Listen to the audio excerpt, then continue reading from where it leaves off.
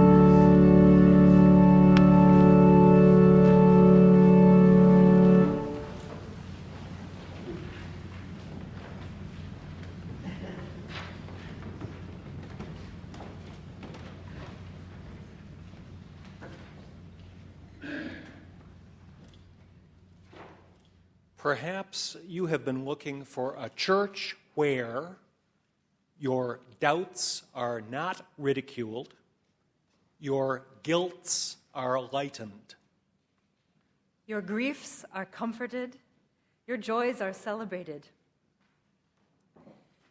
Your children are taught all religions. Your talents are nurtured. Your concerns are shared.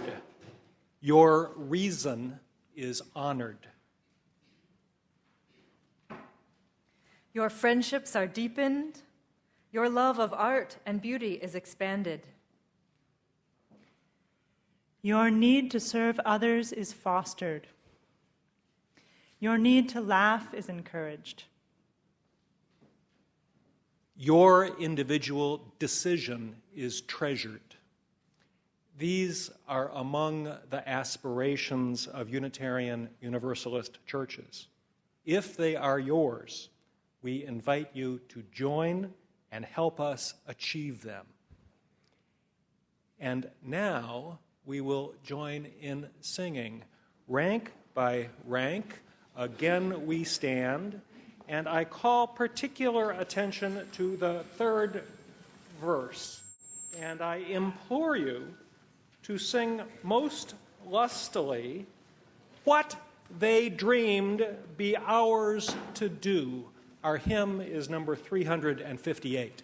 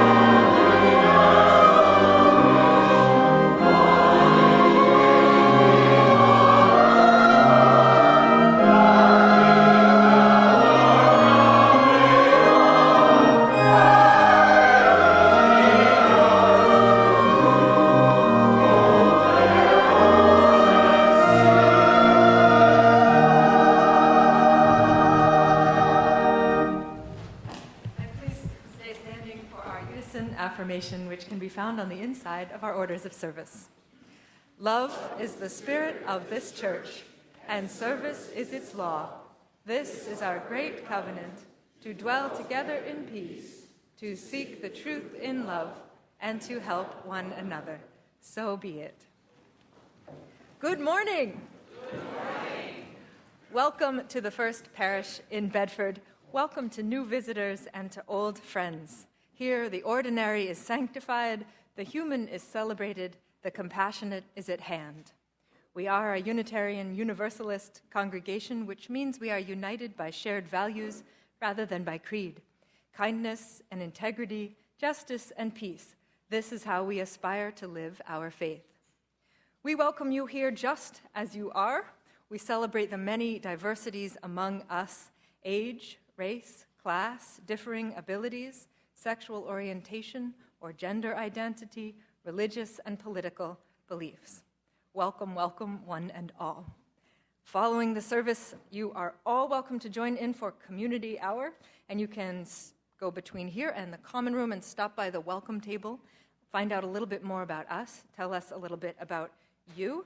You can also fill out a blue connection card, which is in many of the pews, and that way you can stay in touch with all that is going on here. You could leave it in an offering basket later or give it to an usher. And let's see, if you're someone who's been here a long time and you spot someone that you've never said hello to, or someone who you think might be visiting today, do reach out and say hello. We are often a herd of heffalumps around here, so do say hello to newer folks. A lot of us had a really full day yesterday between the Selma film and the prison book program, and then the stewardship kickoff dinner. A lot of fun was had. But here is the late-breaking news. Thanks to the stewardship drive, you can now swipe your card. Dun, dun, dun, dun. And it opens to the hymn of the day, the first hymn.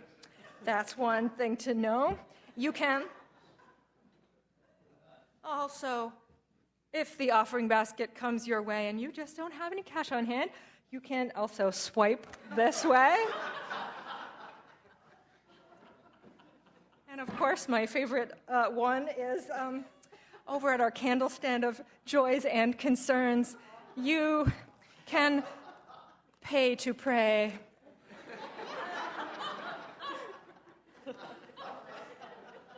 So we all had a lot of fun laughing at that, and the skit was absolutely hilarious. And so thank you to all of the people who made the annual kickoff dinner a real success, the people who wrote the skits, the people who set up, the stewardship team themselves, all of the performers, people who baked, people who cleaned up. So here, thank you one and all.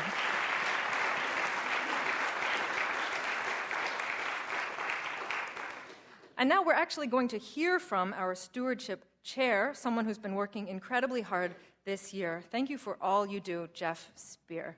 And when it comes time to open the hymnal, swipe and it'll open for you.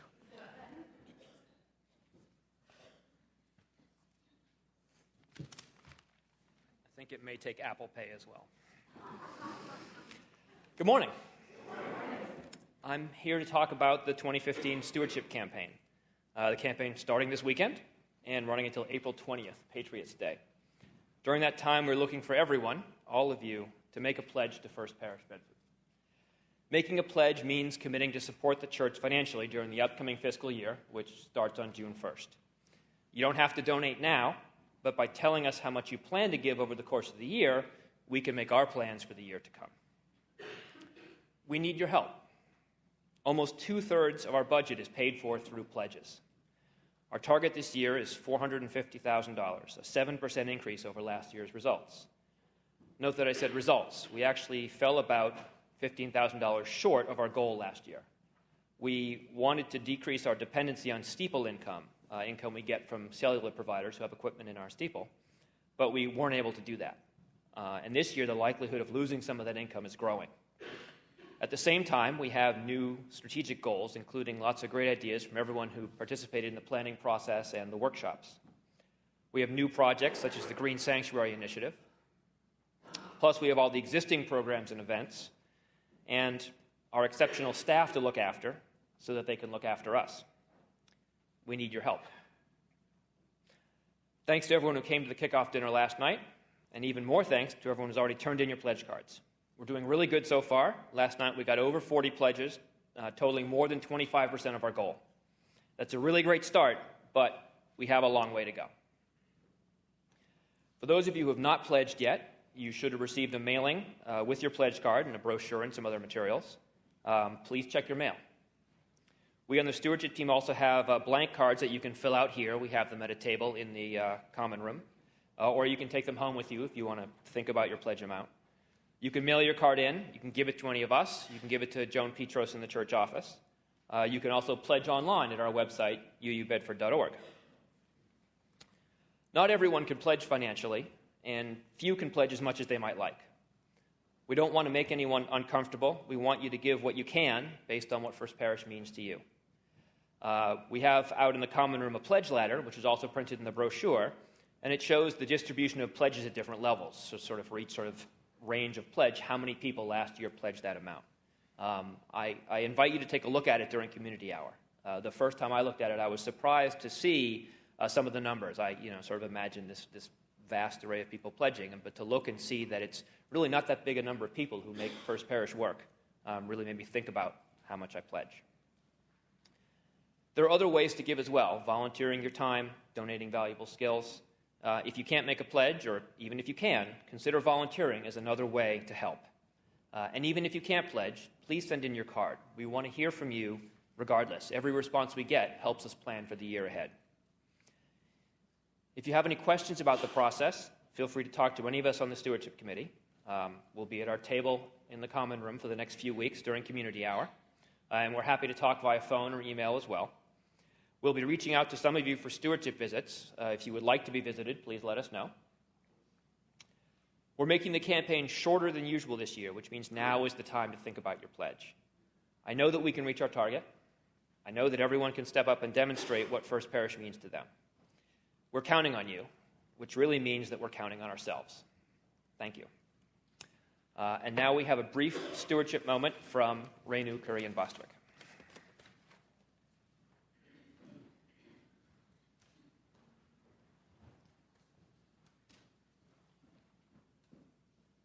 I think I need a milk crate. Should I move over? Oh, perfect. Thank you. Good morning.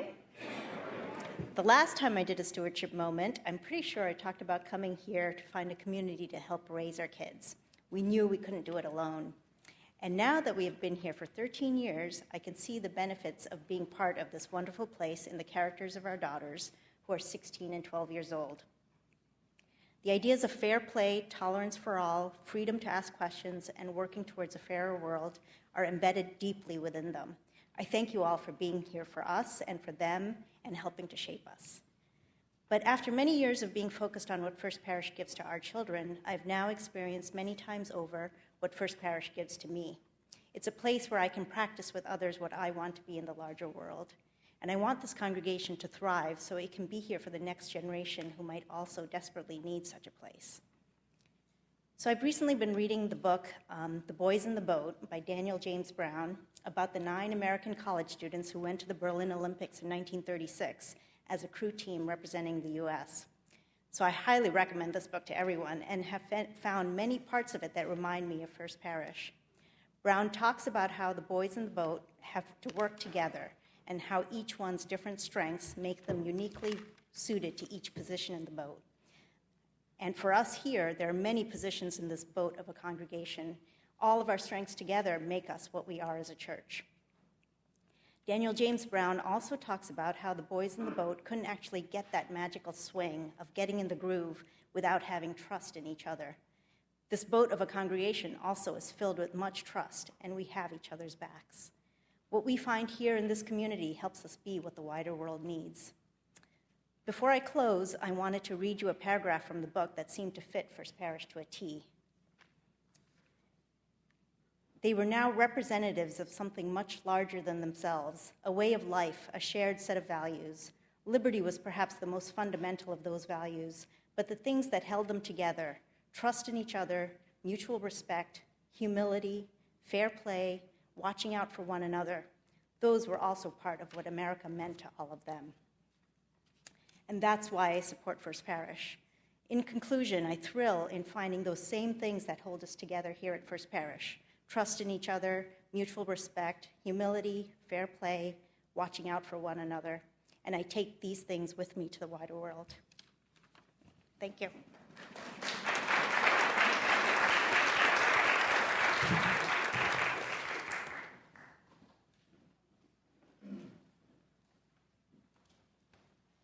Kids and teachers are off to in-gathering, and as they go, we're singing Spirit of Life. If you do not know it, it is at number 1, 2, 3.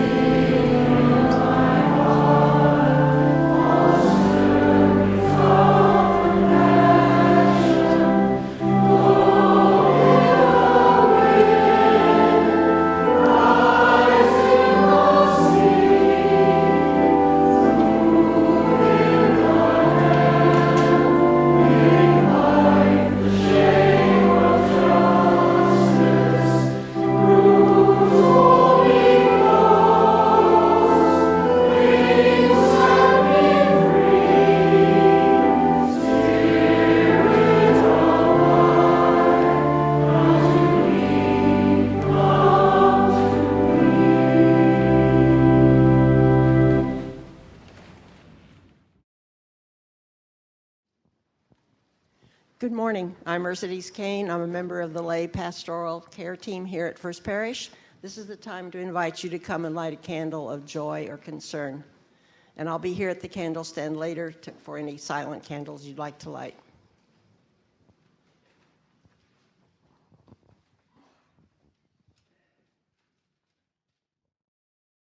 Best known stanza of Seamus Heaney's poem, The Cure at Troy. We're actually going to listen to a recording of Seamus Heaney reading this. He was an Irish Nobel Prize-winning poet, and the recitation that you're about to hear was given to an organization called the Innocence Project, an organization that works to free those who have been unfairly imprisoned. And so now we will hear the lilting tones of Seamus Heaney's poem, The Cure at Troy. I'm Seamus Heaney, and I'm sorry I can't be with you tonight with the people celebrating the Innocence Project. In particular, I salute the founders of the project, Barry Scheck and Peter Neufeld, and in their honor and in honor of all who are involved in the work of the project, I would like to read, say, a poem. This is a chorus from a translation I did of a Greek play, Philoctetes, which I called The Cure at Troy. And it is in the spirit of the Innocence Project and in favor, naturally, of justice and innocence. From The Cure at Troy. Human beings suffer, they torture one another, they get hurt and get hard. No poem or play or song can fully right a wrong inflicted and endured. The innocents in jails beat on their bars together. A hunger striker's father stands in the graveyard dumb. Police widow in veils faints in the funeral home. History says don't hope on this side of the grave, but then once in a lifetime, the longed-for tidal wave of justice can rise up, and hope and history rhyme. So hope for a great sea change on the far side of revenge. Believe that a further shore is reachable from here. Believe in miracles and cures and healing wells. Call miracle self-healing, the unpredictable double take of feeling. If there's fire on the mountain and lightning and a storm, and a God speaks from the sky, that means someone is hearing the outcry and the birth cry of new life at its term. It means, once in a lifetime, that justice can rise up, and hope and history rhyme.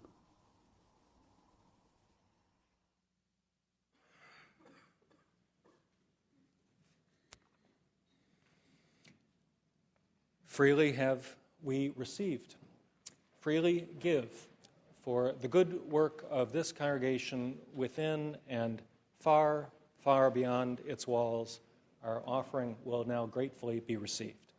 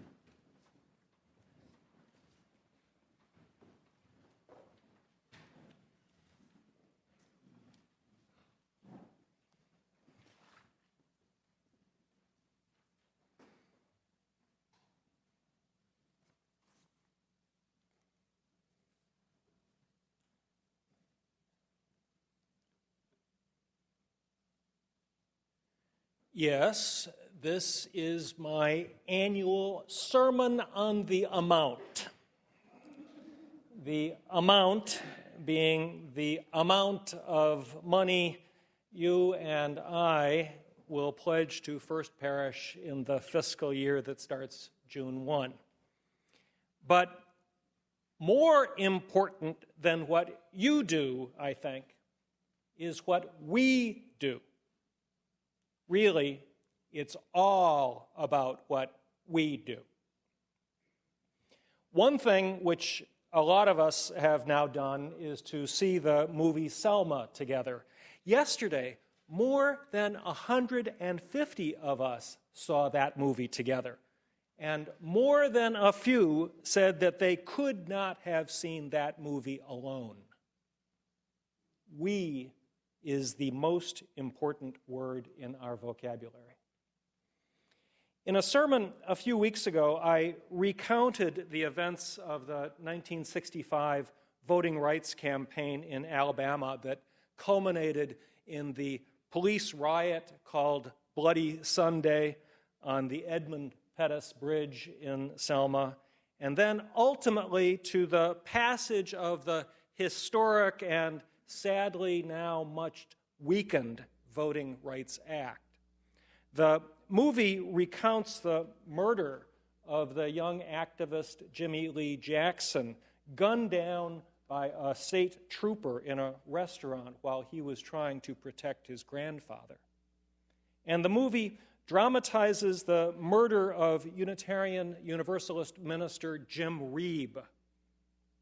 And the movie also recalls the highway murder of Viola Liuzzo, another UU who went to Alabama from Detroit, saying, "I'm here because it's everybody's fight." And so it was that 2 weeks ago, I was in Birmingham with a few hundred UUs for a conference called Marching in the Arc of Justice. And it was so powerful and so emotional. Humbled by their sacrifice and by their graciousness, we met with the Jackson, Reeb, and Liuzzo families who returned to Selma, some for the first time since 1965. Jimmy Lee Jackson's sister ended her remarks saying, "You get yourselves home safe now, okay?" She didn't say, "Now you stay home safe." There were a dozen Reebs there, a long way from their home in Casper, Wyoming. Children, grandchildren. I spoke with Marie, Jim's widow, and John, their oldest son. They were the ones our late minister Jack Mendelson stayed up with all night when they learned that their husband and father had been fatally attacked. Viola Liuzzo's 2 daughters were with us, proud UUs also, who said that whenever they visit other UU churches, someone always tells them that they know of her mother, they know her legacy, and that keeps her memory and passion alive. Viola Liuzzo was driving a march organizer to Montgomery when Klansmen pulled up next to her and shot her. 2 weeks ago, I visited the memorial by the side of that desolate road, and like many other memorials, a tall fence now surrounds it because still the memory of those martyrs is subject to desecration. From the conference in Birmingham, 3 times I drove the back roads to Selma. There, one night, we honored the martyrs and the civil rights veterans and heard not 1, not 2, but 3 sermons, each of them longer than this one will be. MLK's daughter Bernice preached, as did Obama's controversial former and nonetheless brilliant minister Jeremiah Wright, and the leader of the North Carolina Moral Monday movement, Reverend William Barber. We sometimes think of the civil rights movement as having been led by Martin Luther King. The movie and the facts say otherwise. There were lots of leaders. That is even more true today. But do remember the name William Barber, for his is an astonishing and prophetic voice, and he is a leader of what is called a fusion movement, bringing together unlikely allies from the faith community, labor, health, education, LGBTQ, and others to defend voting rights, oppose economic inequality, support health care and education, and fairness in criminal justice. Barber says we're actually in a very hopeful era that he calls the Third Reconstruction, a 21st century wave of popular revolt against regressive extremism and disinvestment in the common good. All three of the preachers we heard burned the house down. Another day, I went to Selma to hear Obama, and I sat on a bench not 20 feet away from the sidewalk where Jim Reeb was clubbed to death, and there I peacefully ate fried catfish and cheesy grits. The mood of that commemoration was determined. There is still so much yet to be done. But it was also celebratory. We couldn't get anywhere close to the president, but we did get into the sanctuary of a church, the only integrated church in Selma, where in the sanctuary a TV projected onto a big screen, and we cheered and we wept and we took note when Obama actually said the word Unitarian. Will wonders never cease? Watch that speech if you haven't. It may be the very best of his presidency. And 2 Sundays ago, with tens of thousands, we ceremonially crossed the Edmund Pettus Bridge. Pettus, you know, was a Confederate general and a grand dragon in the KKK. And there is a movement to rename the bridge, possibly for Jimmy Lee Jackson. I wore this standing on the side of love sweatshirt, which I don't wear very often. These really aren't my colors. But I'm wearing it now because these are my marching clothes. And in the crush of people next to me, security guards pushed through, surrounding Jesse Jackson. I shouted to him, "Jack Mendelson would be happy today." And as he grabbed and shook my hand, Jesse, who indeed was a good friend of Jack's, Jesse said, "Yes, Jack would be very happy today." And then, when we crossed the bridge and the crowd thinned, I looked to the pavement, and what should I see strewn about but leaflets from the loyal white knights of the Ku Klux Klan. Save our land. Join the Klan.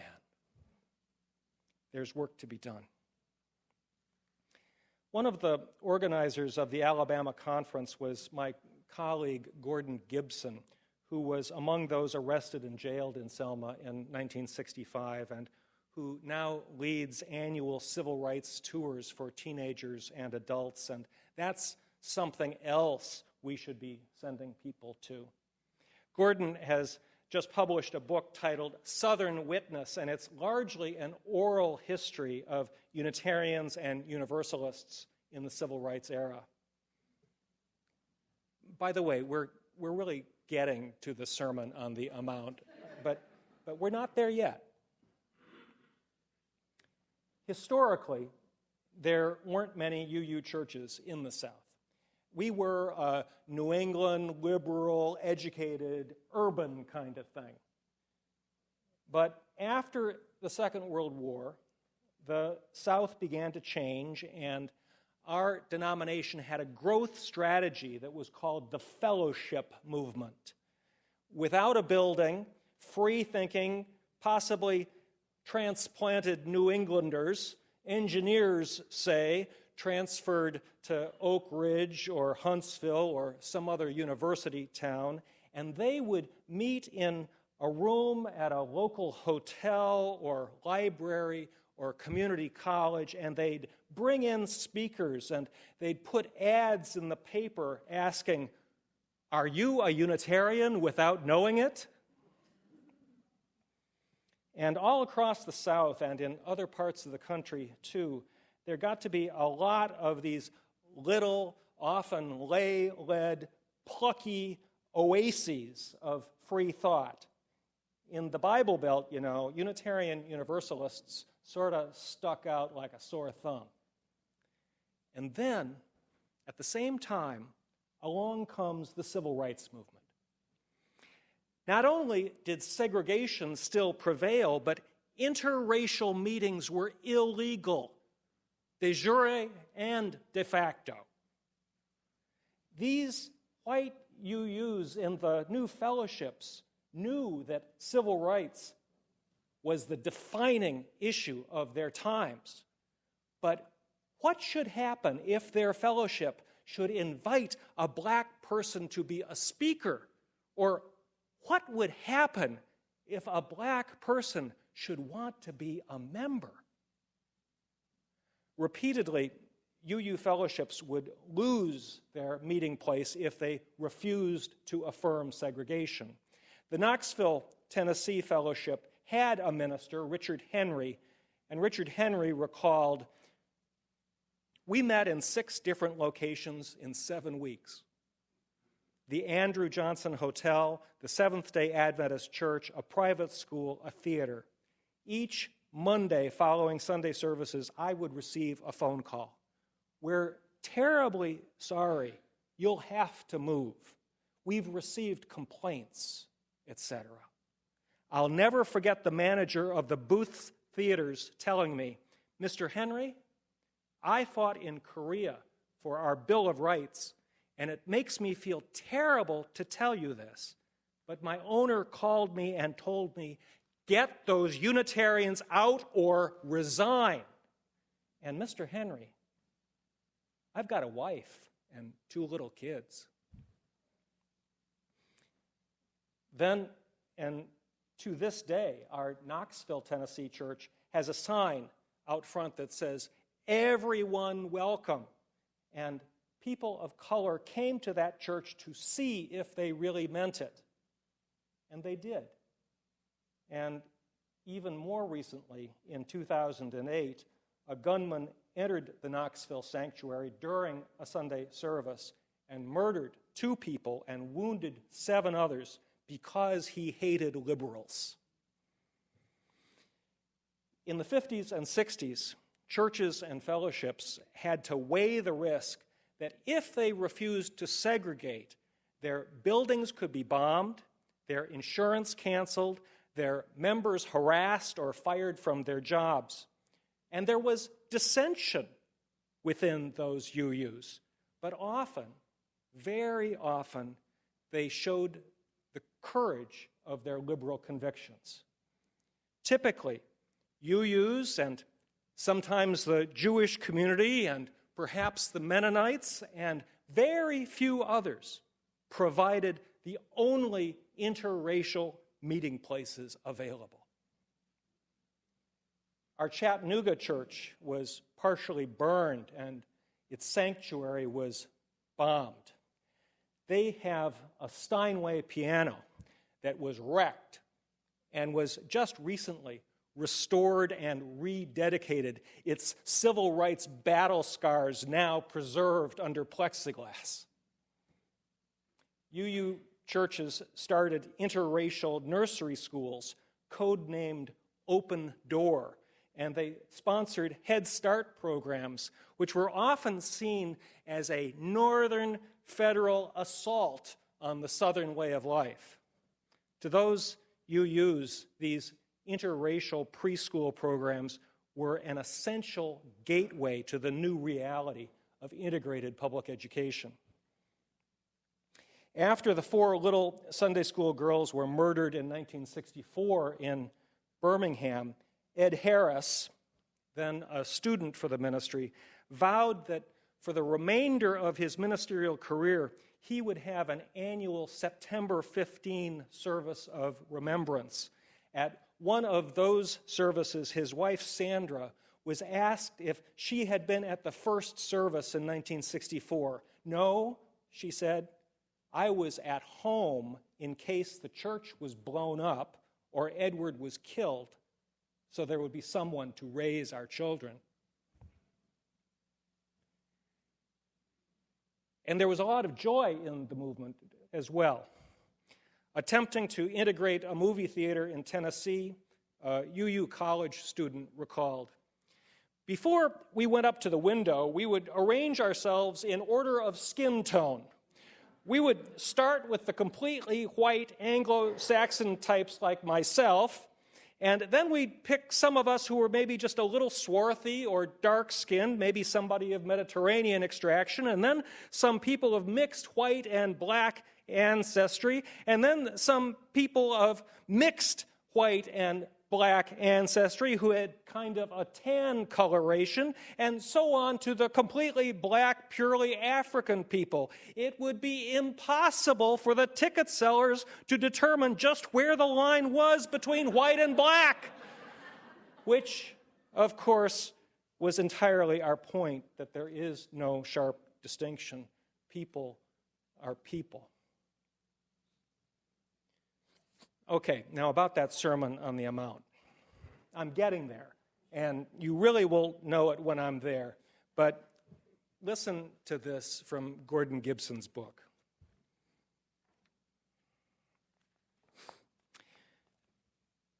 The events in Selma had a major impact on the Unitarian Church of Birmingham. After James Reeb was attacked, he was put in an ambulance to be taken to Birmingham. Phone calls to the church alerted people that the ambulance was en route.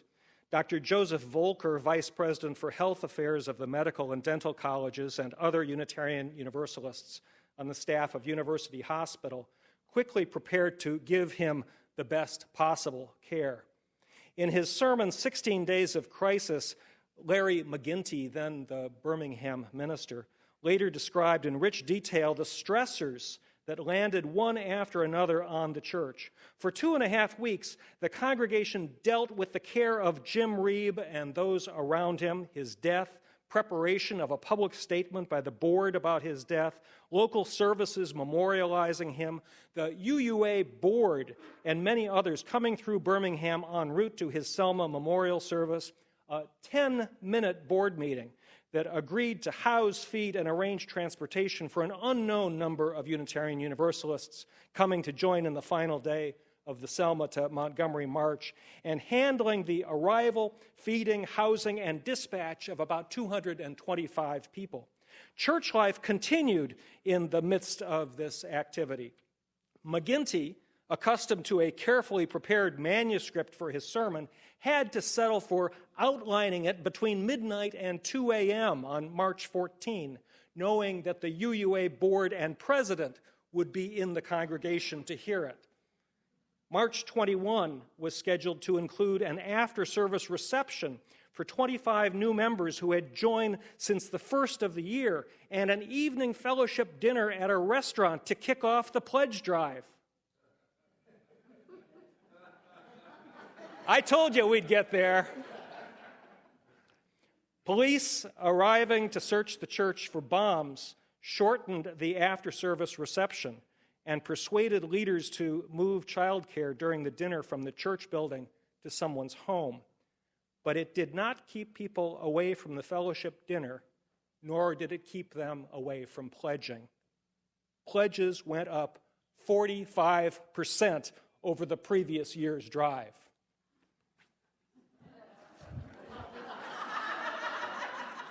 Ding, ding, ding, ding, ding, ding. We're there. The Sermon on the Mount. And this year in Bedford, hey, we're looking for 7%. But when our espoused values align with our lived values, when we walk our talk, when hope and history rhyme, well, I bet our pledges could go up 45% as well. Folks, I feel a great alignment coming on all over this church, and it gets expressed in so many ways.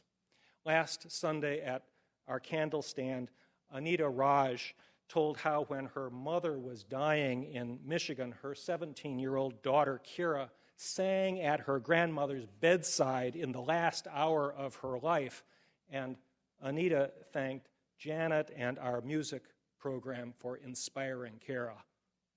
That's an alignment.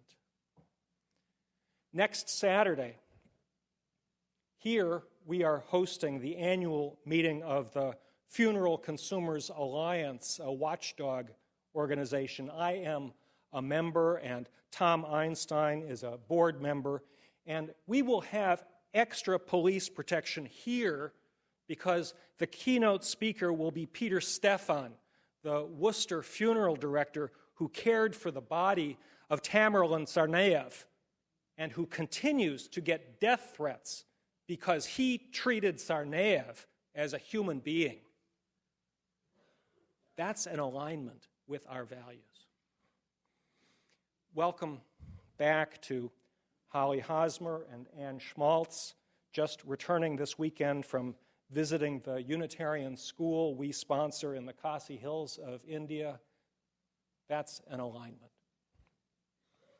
Every time I see someone touch these new handrails on our chancel, my heart skips a beat because that is an alignment between our espoused value of accessibility and actually putting up a handrail. Last week, I delivered to our town manager First Parish's annual modest pilot payment in lieu of taxes. That too is an alignment, and I challenge you to find another tax-exempt church that, in recognition of its indebtedness to municipal services, makes a pilot payment. There is even a growing alignment between our having a lot of white faces and our commitment to diversity, because significantly more people of all shades of color call this place their home. And across boundaries of race and class and every other illusion that can be used to separate and divide, we still can and must do better. In worship, in social justice, in our green sanctuary efforts, in religious education and strategic planning and sexuality education. You know, that's the other thing that got those Southern fellowships in trouble. Back in the day when they would invite in significant speakers, they had discussions of juicy things like the Kinsey Report. And if a few black faces didn't convince their neighbors that they were communists and degenerates, talking about sex would. Of course, we've got a long way to go, but in everything we do, there is a growing intentionality to align our espoused and lived values, to walk our talk, to rhyme hope and history. On many progressive matters, I even am beginning to see a growing alignment of diverse constituencies across the nation to come together for the common good. One of the defining issues of our era, for example, is climate justice. And I see a growing alignment of scientists and activists and people of faith coming together on this now or never emergency, where in the past our talk has far exceeded our walk. Our Social Responsibility Council has endorsed and modestly stipended Evan Seitz. Evan Seitz, who is not an outside agitator, but an inside agitator. He grew up in this church. And Evan Seitz is now to be our coach and our drum major for climate justice. And for the next 3 minutes, please lend Evan your ears.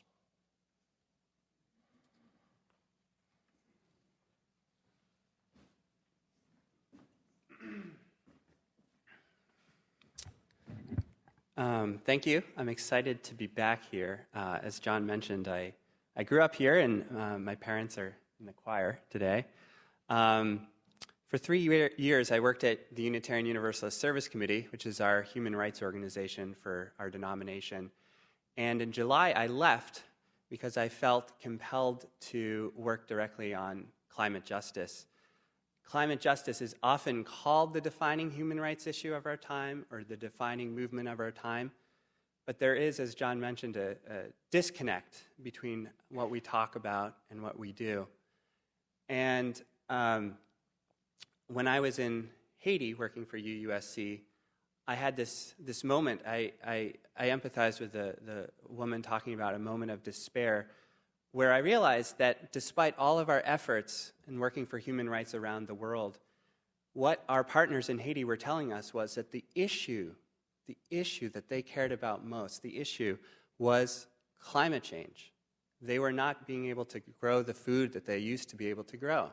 This is a question of for them, of their basic human rights and their sovereignty. And I realized they couldn't deal with climate change. They weren't burning any fossil fuels, these farmers. But as an American, as someone who's educated, as someone who has access to the political system that defines our world economic system, I do, and we do. We have the ability to take action on this issue. It's an issue that's scary. It's an issue that keeps me up at night. It's an issue that affects our young adults and our children. And it's an issue that Unitarian Universalists need to tackle. So, with that in mind, I'm inviting you all to our kickoff meeting. Christine Dudley Marling in the Social Responsibility Council, the Green Sanctuary Program, and I are having our meeting at 12:30 today to talk about how this congregation can engage with the climate justice movement. I'll be around for the next few months and working with you all to think about how we can take action. But again, if you're around, I do encourage you to come today. And if you can't make it today, please feel free to grab me after the service or anytime you see me. Thank you very much.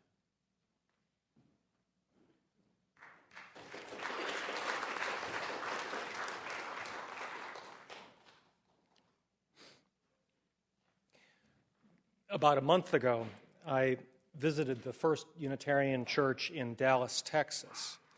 And on the front of their order of service, they put their self-description.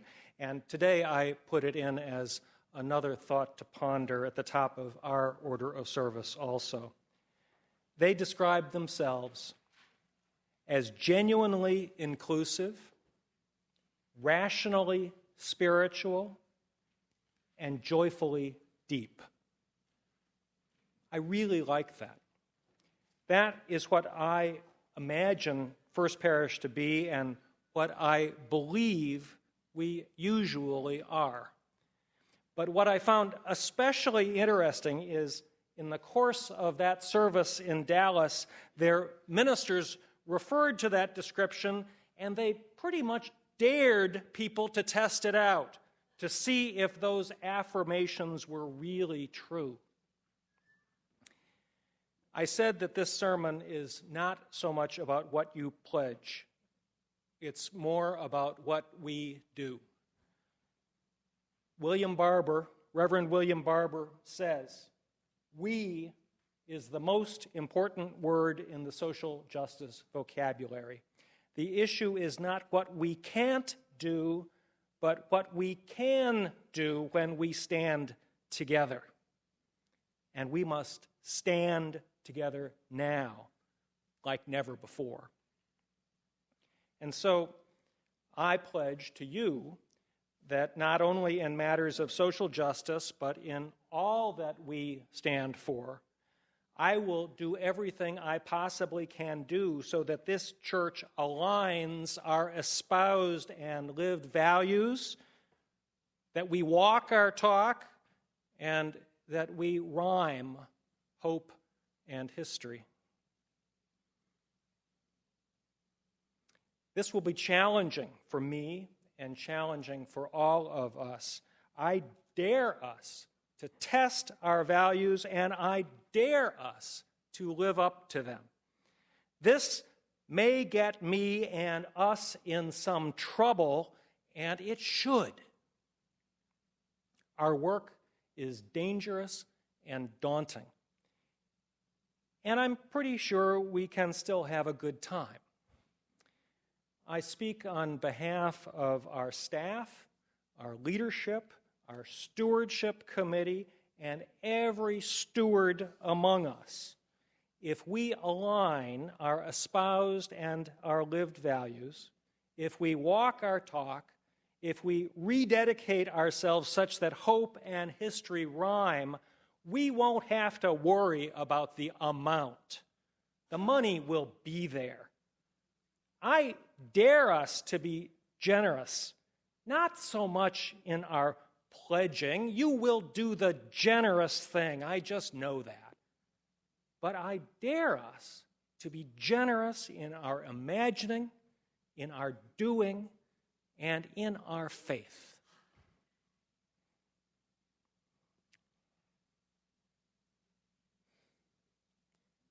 May it be so. And now for that third hymn. And, you know, there actually is a UU connection to We Shall Overcome as well.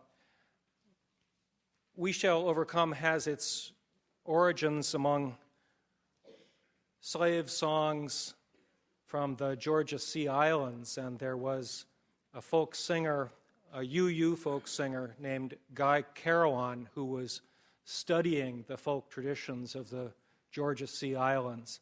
And he learned a song that then was called something like I Will Overcome, and he recast it as We Shall Overcome. And Guy Carawan then taught that song to Pete Seeger, who taught it to others, who taught it to others, and thus it became an anthem of the civil rights movement. And yet, just as Clarice said from the candle stand, we don't often sing this song. It brings up nostalgic feelings. It calls us to remember the way things were. We don't always believe that it speaks to who we are now. And yet I hope that it can. I hope that this anthem can still be an anthem for us, for today, and for our future. And so I ask us to sing it, and do your very best to believe it. We shall overcome. If you need the words, they're at 169.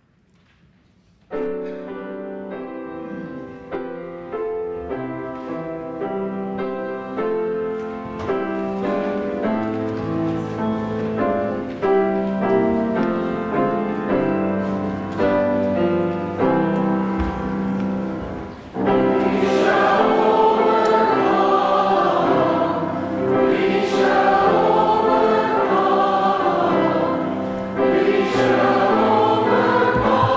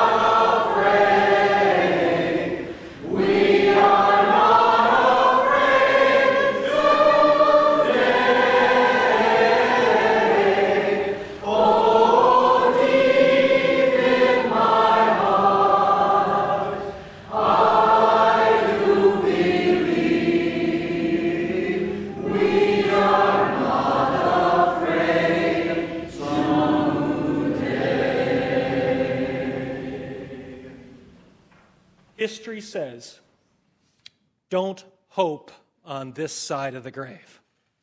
But then, once in a lifetime, the longed-for tidal wave of justice can rise up, and hope and history rhyme. Amen.